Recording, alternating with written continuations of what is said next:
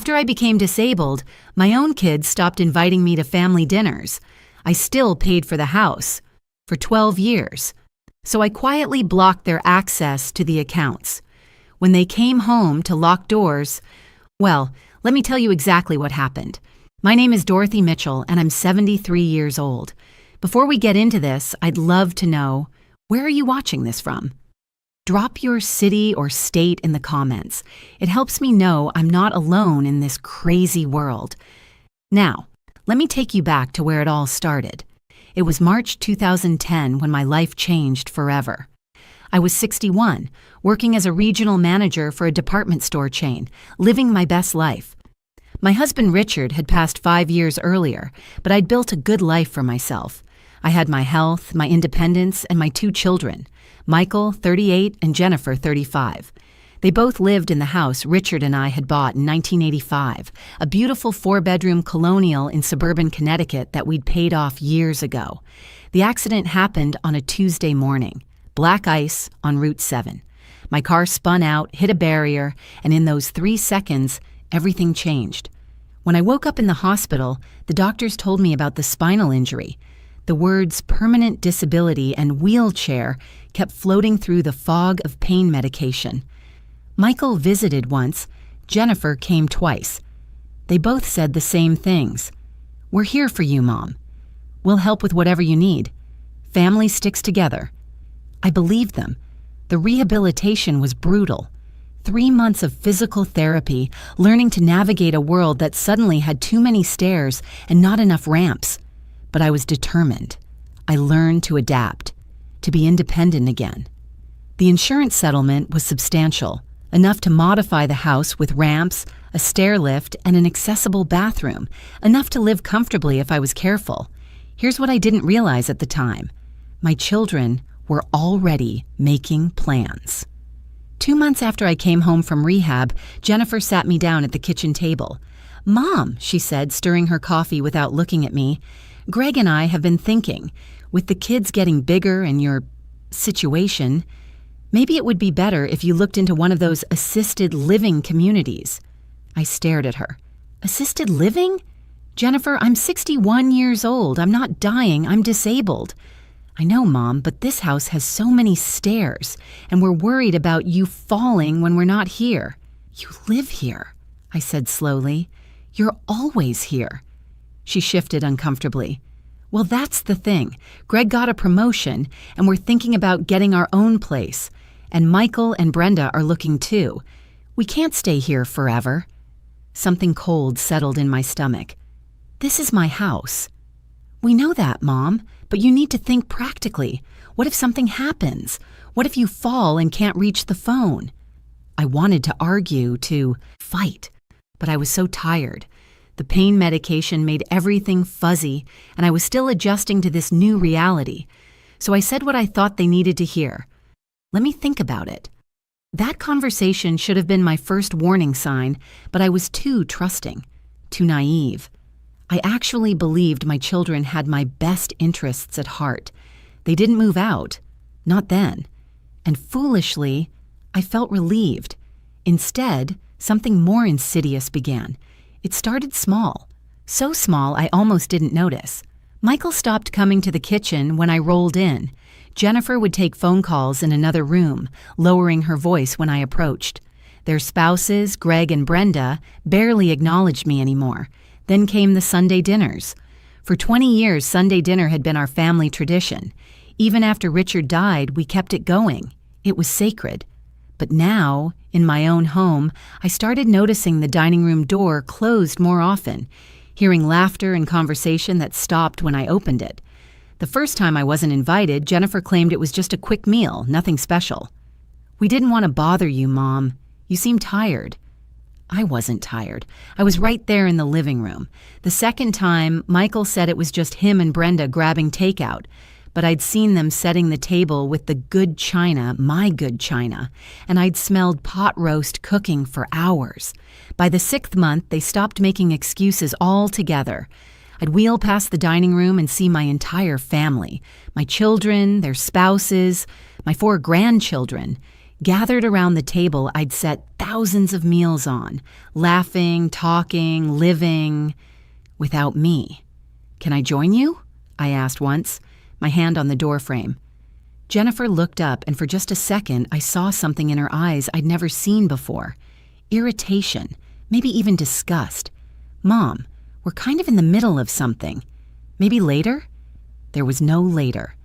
There never was. I started eating dinner alone in my bedroom, listening to my family bond over meals in my house, at my table, with my dishes. The isolation was crushing. I'd survived losing Richard, survived the accident, survived learning to live in a wheelchair, but I wasn't sure I could survive being treated like a ghost in my own home. But I still paid for everything, every single thing. You see, Richard had been smart with money. Between his life insurance, our savings, and my disability settlement, I was comfortable, very comfortable. And when the kids said they needed time to get on their feet, after the accident, I agreed to cover the household expenses, property taxes, utilities, maintenance, groceries, everything. "Just until we figure things out, Mom," Michael had said. "You know how expensive it is these days." I knew because I was writing the checks, every month. Like clockwork. 1 year became 2, 2 became 5, 5 became 12. 12 years of paying for a house where I was slowly being erased. 12 years of watching my children's families grow and thrive while treating me like I was already dead. 12 years of being excluded, ignored, and made to feel like a burden in the home I'd built. But I kept paying. I kept hoping things would change, that they'd remember I was their mother, that they'd remember I was still a person. I was wrong. The breaking point came on my 73rd birthday. I woke up that morning with a small flutter of hope in my chest. Birthdays had always been important in our family. Richard used to make a big deal out of them. Breakfast in bed, flowers, a special dinner. I wasn't expecting anything elaborate, but surely my children would acknowledge the day. I got dressed carefully, even put on the pearl necklace Richard had given me on our 30th anniversary, made myself presentable. By noon, neither Michael nor Jennifer had come to see me. I could hear them both downstairs, their voices, their children's laughter. Life happening just beyond my reach. At 2 o'clock, I wheeled myself to the kitchen. Jennifer was there, loading the dishwasher. "Hi, sweetheart," I said, my voice deliberately cheerful. She glanced over her shoulder. "Oh, hey, Mom. Did you need something?" My throat tightened. No, just wanted to see what everyone's up to today." "Michael's watching the game, I think. I'm just cleaning up from lunch." She turned back to the dishes. I waited. Surely she'd remember. Surely. "Okay, then," she said, closing the dishwasher. "I've got to run to Target. Need anything?" "No," I whispered. "Nothing." She left. Didn't say happy birthday. Didn't acknowledge that 73 years ago I'd come into this world, that I'd given her life, that I'd raised her, loved her, sacrificed for her. Nothing. That evening, I heard them ordering pizza. The doorbell rang. Voices gathered in the dining room, the door firmly closed. Through the walls, I heard the unmistakable sound of happy birthday being sung. For a moment, my heart leapt. They remembered after all. But as I wheeled toward the dining room, I heard my grandson Tyler's voice clearly. "Make a wish, Emma." Emma, my granddaughter. Her birthday was in 2 weeks. They were celebrating early because it was convenient. They were all gathered after all. Why not? And my birthday. The actual birthday happening that very day? Not worth mentioning. I sat in the hallway outside that closed door, listening to my family celebrate, and something inside me finally broke. Not shattered. That would be too dramatic. It just quietly cracked and fell away, like old paint peeling off a wall. I wheeled back to my bedroom and opened my laptop. It took me 3 hours to go through everything, but when I was finished, I had a complete picture of my financial situation. Every account, every payment, every cent I'd spent on this household for the past 12 years. The numbers were staggering. Property taxes alone were $46,000 a year. Utilities averaged $1,800 a month. Groceries, maintenance, insurance, repairs. It all added up to over $73,000 annually. For 12 years, nearly $900,000. I'd spent almost $1 million supporting a family that couldn't remember my birthday. That locked me out of Sunday dinners. That treated me like an inconvenient piece of furniture. That night, lying in bed, listening to the house settle around me, I made a decision. If they wanted to treat me like I didn't exist, I'd show them what my absence really meant. I spent the next 3 weeks planning. People think revenge is a hot emotion, something you do in anger. But the most effective revenge is ice cold. It requires patience, precision, and perfect timing. First, I documented everything. Every family dinner I was excluded from. I started keeping a log with dates and times. Every conversation where I was ignored. Every birthday, holiday, and special occasion where I was forgotten. I took photos of closed dining room doors. I saved the receipts from meals I ate alone while my family gathered without me. Then I reviewed my finances with a forensic accountant I hired discreetly. Gerald Hopkins came to my bedroom office, reviewed 12 years of bank statements, and gave me the breakdown I needed. "Mrs. Mitchell," he said, sliding his glasses down his nose, "you've paid $897,342.18 for this household since your accident. That includes property taxes, all utilities, homeowners insurance, maintenance, repairs, and an average of $1,200 monthly in groceries you haven't eaten." "Can you put that in a detailed report?" I asked. "Already done." He handed me a leather portfolio. "Everything's documented. Dates, amounts, categories. If you need this for legal purposes, it's ironclad." "Thank you, Gerald." Next, I called my attorney, Patricia Weinstein. We'd worked together on Richard's estate, and I trusted her completely. "Dorothy," she said, settling into the chair across from me, "talk to me about what's happening." I told her everything. She listened without interrupting, her expression growing darker with each detail. "Those ungrateful—" She stopped herself. "Sorry, professional demeanor. But Dorothy, what they're doing is elder abuse. Financial exploitation at minimum. I don't want to prosecute them," I said quickly. "They're still my children." Patricia's jaw tightened, but she nodded. "Then what do you want?" "I want them to understand what they've taken for granted. I want my house back, and I want them to feel a fraction of what they've made me feel for 12 years. Tell me your plan." I laid it out for her. She made notes, asked questions, and by the end of the meeting, she was almost smiling. "It's legal," she confirmed. "Harsh, but legal. You own the house outright. They have no lease, no rental agreement, nothing in writing. They're living there at your discretion, which you can revoke at any time. And since you've been paying all expenses, they have no legal claim to tenancy rights." "What about grandparents' rights?" I asked. "Could they use the grandchildren against me?" "Connecticut doesn't grant grandparents' rights except in cases of divorce or death of a parent, neither of which applies here. Your grandchildren have both living parents. You're not interfering with an existing custody arrangement.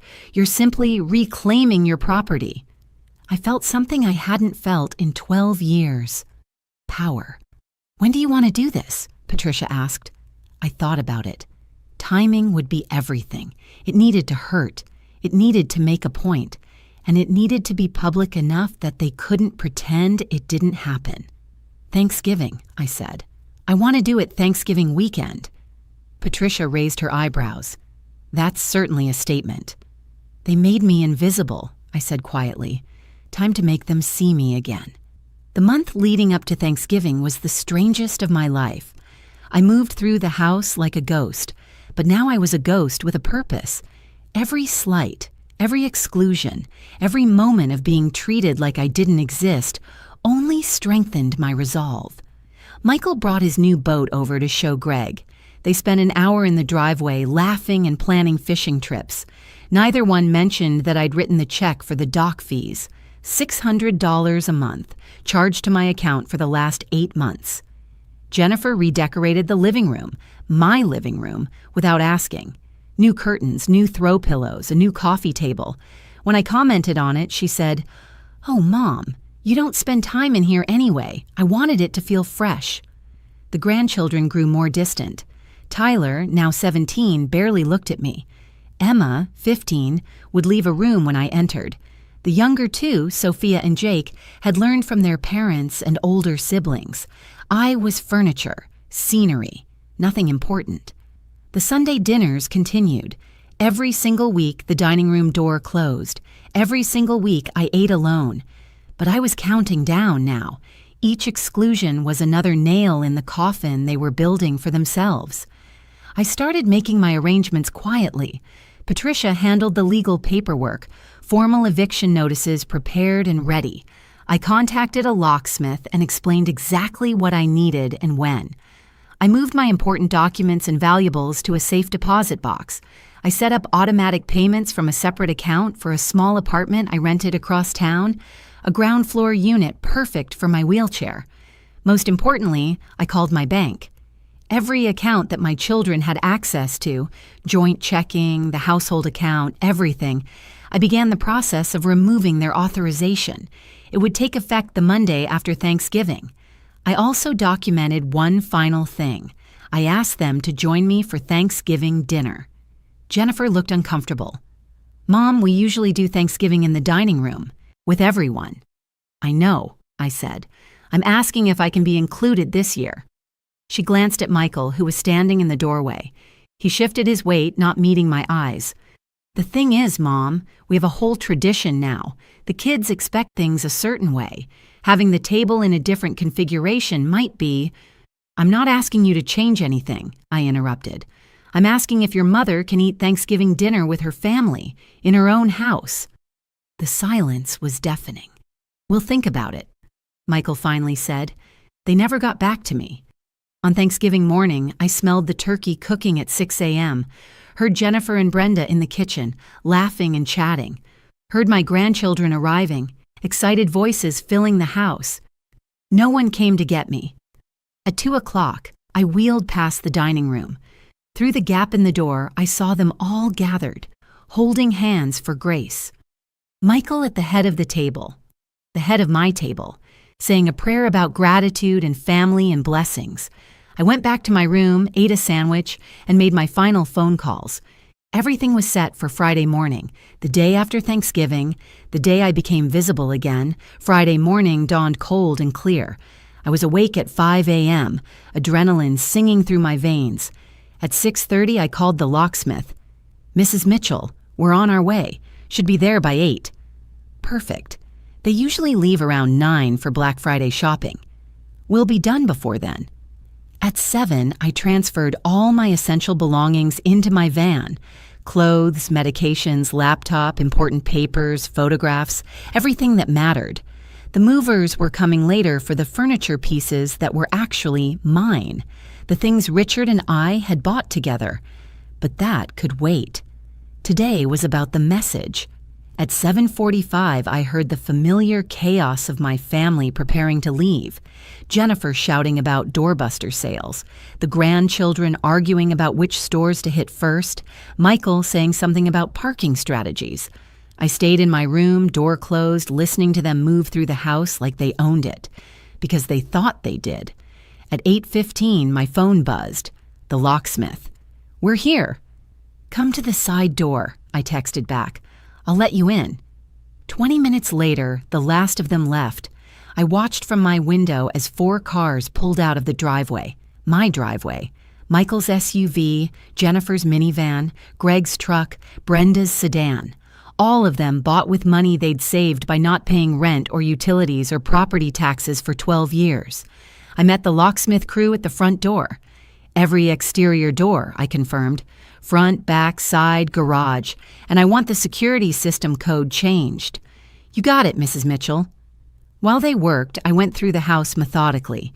In Michael's room, I found the file where they kept the household account checkbook, my household account.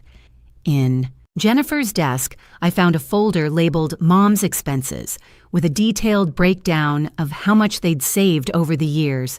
They'd actually been tracking it, celebrating it. The locksmith finished at 10:30. "All set. Here are your new keys, 6 copies like you requested." Thank you. I paid him in cash, added a generous tip. You've been very professional. Ma'am, if you don't mind me saying, I've been doing this for 20 years. I've changed locks for divorces, evictions, all kinds of situations. But I've never seen someone as calm as you. I smiled. I've had 12 years to prepare for this moment. After he left, I went to each door and tested the new locks. Solid. Secure. Then I changed the security system code from Richard's birthday, which everyone knew, to the date of my accident. The date everything changed. Finally, I logged into my bank account and executed the changes I'd prepared. One by one, I removed Michael and Jennifer's access from every account. Joint checking. Closed. Household account. Their names deleted. Credit cards I'd added them to for emergencies. Canceled. I watched the confirmations pop up on my screen, each one a small victory. The house was silent around me. Truly mine for the first time in 12 years. I made myself a cup of tea, wheeled to the front window, and waited.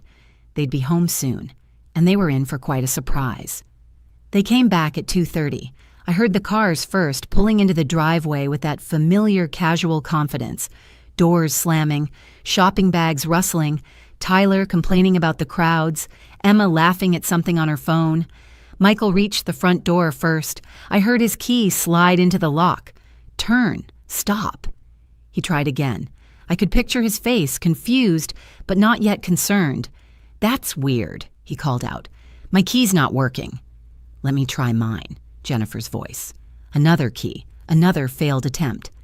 Maybe the lock's frozen, Greg suggested. It's 45 degrees out, Brenda said. Locks don't freeze at 45 degrees. They tried the side door, the back door. I heard them rattling the garage door, testing windows, their voices getting louder, more frantic. Michael called my phone. I let it ring. He called again and again. Finally, I answered. Yes? Mom, we're locked out. Something's wrong with the locks. Nothing's wrong with the locks, Michael. They work perfectly fine. You just don't have keys that fit them anymore. Silence. Then, what? I changed the locks. This is my house. I'm revoking your permission to live here. Mom, what are you talking about? Is this some kind of joke? Do I sound like I'm joking? My voice was steady, calm. Come around to the front porch. All of you. I'll meet you at the door, but I won't be opening it. I hung up. 3 minutes later, they were all gathered on my front porch. 8 people loaded with shopping bags, staring at my door like it had betrayed them. I wheeled up to the window beside the door where they could see me clearly. Mom, open this door right now, Michael demanded. This is insane. No. What do you mean, no? Jennifer's voice cracked. Mom, we live here. You've been living here, I corrected, at my discretion, which I'm withdrawing. You can't do this. Greg stepped forward. We have rights. This is our home. Actually, you don't. No rights at all. I checked with my attorney very carefully. You have no lease, no rental agreement, nothing in writing. You've been living in my house, rent-free, for 12 years, and now you're not. If you've been following this story and feeling what I felt all these years, do me a favor. Hit that subscribe button, because what happens next is something you won't want to miss. Brenda started crying. Dorothy, please, think about the children. Where are we supposed to go? That's an excellent question. I've been wondering the same thing for 12 years while you excluded me from Sunday dinners in my own dining room, while you celebrated Thanksgiving without me yesterday, while you forgot my birthday, while you treated me like I was already dead. That's not fair, Jennifer shouted. We've been taking care of this house. With my money! My voice cut through hers like ice. With money I've been paying for 12 years. $897 and $342.18 to be exact. The number hung in the air like a bomb. I watched their faces change as they did the math. Michael's jaw went slack. Jennifer turned pale. That's not possible, Michael stammered. It's not only possible, it's documented. I held up the leather portfolio Gerald had prepared. Every payment, every bill, every expense. 12 years of financial records showing that I've paid for literally everything, while you all lived here and treated me like I was invisible. We didn't treat you, Jennifer started. Don't. My voice was sharp. Don't you dare lie to me right now. I have a log, dates, times, photos, 87 Sunday dinners I was excluded from, 23 holidays, 12 birthdays you forgot. Do you want to see it? Because my attorney has copies of everything. Your attorney? Greg's face flushed red. You're threatening us with lawyers? Over hurt feelings? Over elder abuse, I said flatly. Financial exploitation. That's what Patricia called it. She wanted to prosecute. I said no, because despite everything, you're still my children, but I am done being used. Tyler spoke up, his voice uncertain. Grandma, where are we supposed to go? My heart squeezed. The grandchildren. They were innocent in this, but I'd learned the hard way that sometimes collateral damage is unavoidable. Tyler, I'm sorry, truly, but that's a question for your parents. The parents who have saved hundreds of thousands of dollars by not paying rent, utilities, or property taxes for over a decade. I imagine they can afford to find somewhere to live. We can't afford, first and last, month's rent plus security deposits for 2 families. Michael exploded. Not on short notice like this. Then you'll figure it out. Like I had to figure out how to live with a disability while you all carried on without me.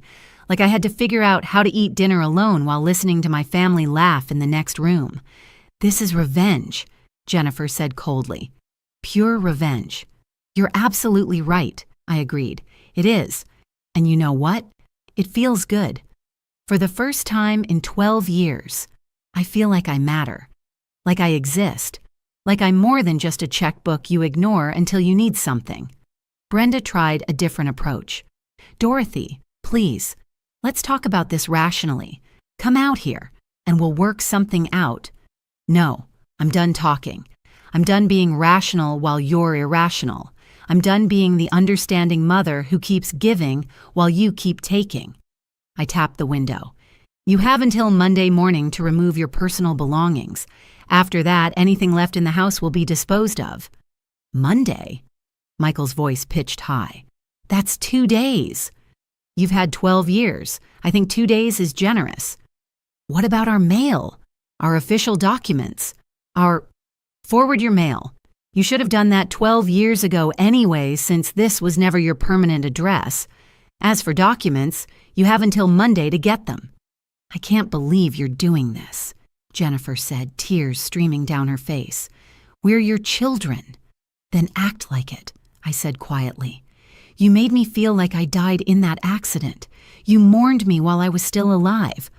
Mom, please. Michael pressed his palm against the window.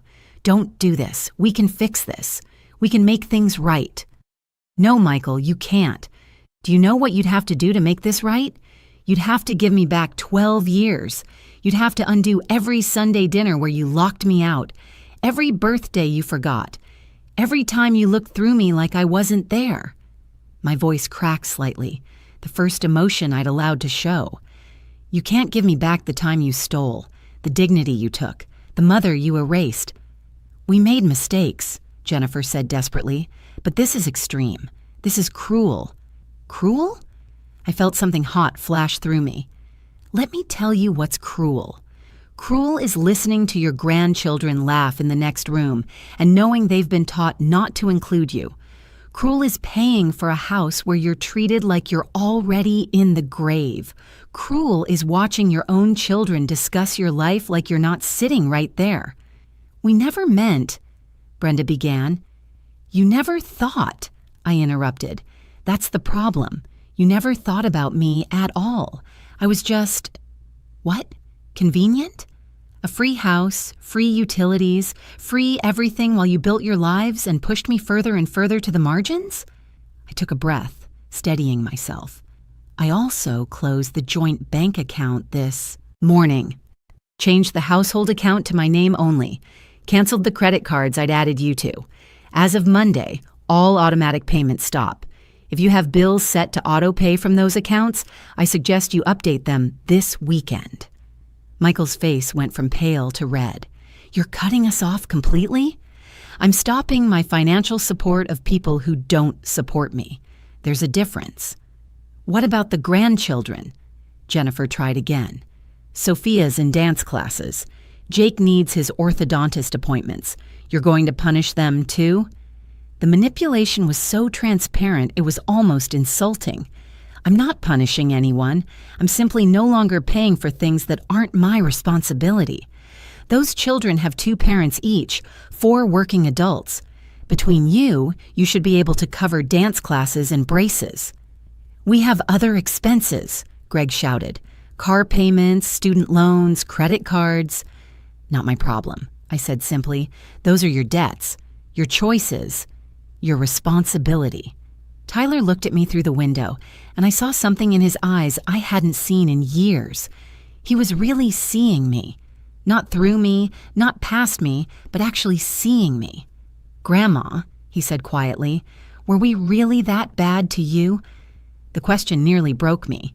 Yes, Tyler, you were. All of you.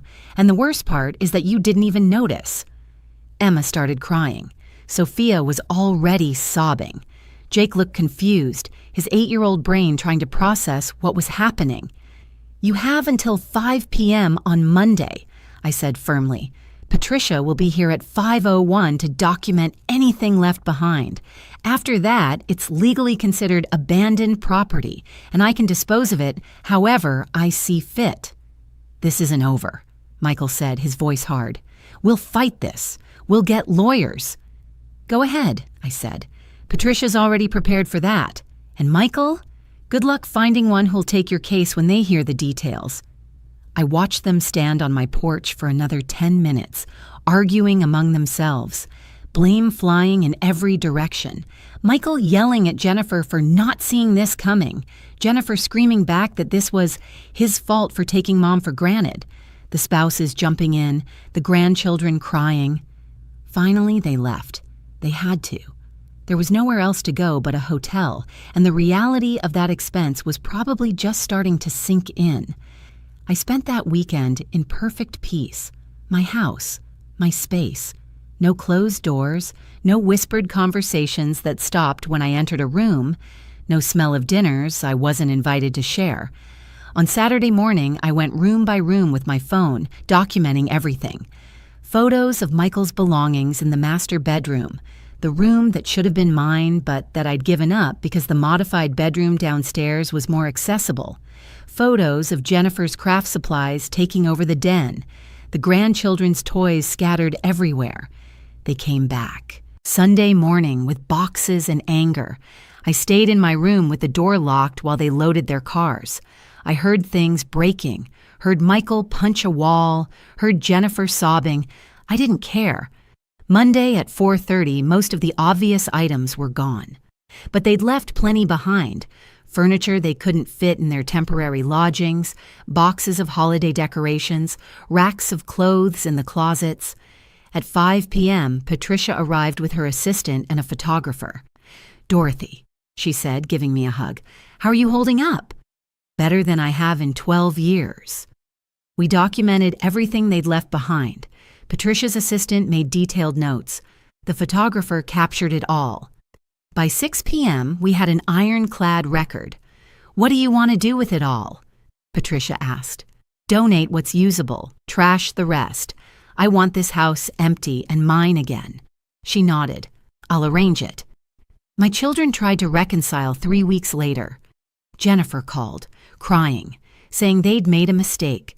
Michael showed up at the door with flowers. They sent the grandchildren with letters they'd clearly been coached to write.